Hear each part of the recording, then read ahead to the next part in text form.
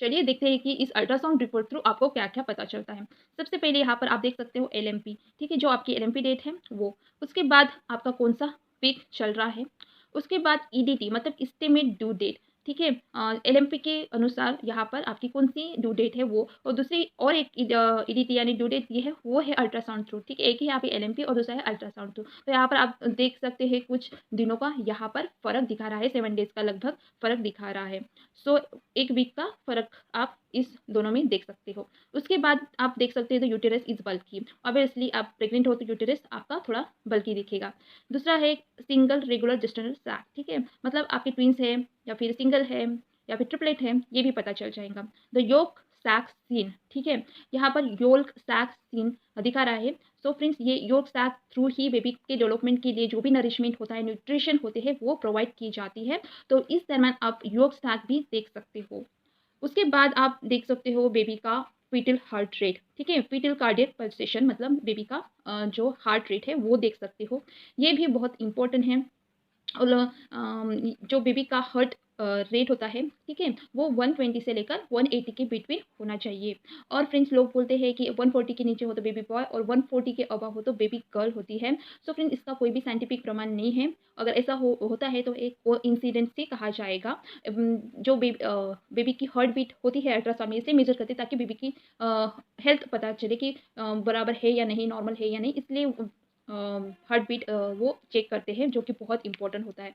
उसके बाद आप देख सकते हैं the foetal movement are present. Baby movement कर रहा है तो ऑब्वियसली उसकी मूवमेंट प्रेजेंट होगी। उसके बाद आप बोल्ट लेटेस्ट में देख लीजिए न्यूक्लियर डिस्टेंसी, यही होता है एंटी स्कैन। तो सो फ्रेंड्स इसके कुछ रेंज होते हैं।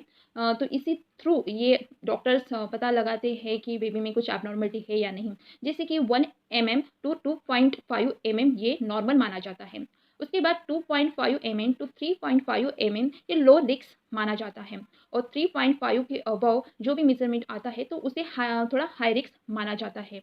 तो इस दौरान आपकी जो भी एंटी की मेजरमेंट है ये यहाँ पर आपको लिखी हुई दिखाई देगी। उसके बाद आता है नो एविडेंस ऑफ सब क्रॉनिक हेमरेज मतलब आपके यूटरस में कोई ब्लीडिंग तो नहीं है या फिर कोई वहाँ पर डिफेक्ट तो नहीं है, ये भी पता चल जाएगा, ठीक है? उसके बाद there is no additional mass noted, ठीक है? और उस आपके जो बच्चादानी है या फिर आपकी जो फैलोपियन ट्यूब है उसमें कोई सिस्ट या कोई मास तो नहीं है, ये भी वो पता कर लेते हैं। उसके बाद आप देख सकते हो सर्विकल लेंथ, ठीक है?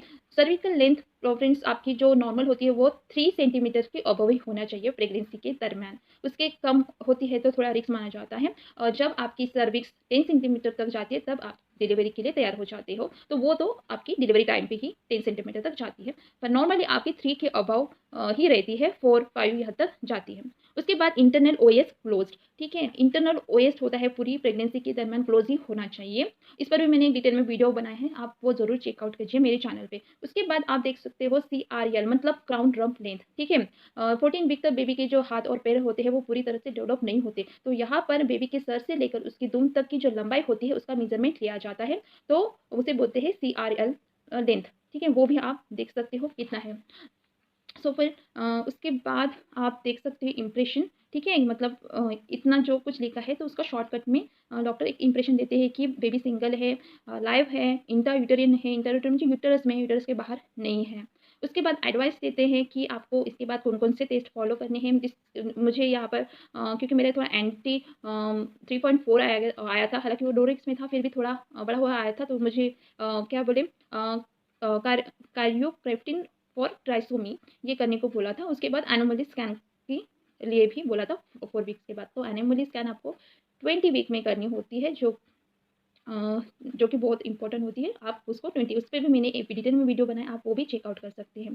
सो फ्रेंड्स ये तो थी एंटी स्कैन अल्ट्रासाउंड रिपोर्ट और ये क्यों करनी है इसका मैंने इस वीडियो में एक्सप्लेन किया है। आई होप आज का वीडियो आपके लिए काफ़ी इन्फॉर्मेटिव लगा होगा। अगर आपको आपके कुछ क्वेश्चन है, डाउट है तो मुझे कमेंट्स बॉक्स में लिखकर ज़रूर पूछिए, मैं आपके सवालों के जवाब देने का ज़रूर कोशिश करूँगी। और thanks for watching this video और subscribe, share and thank you for watching.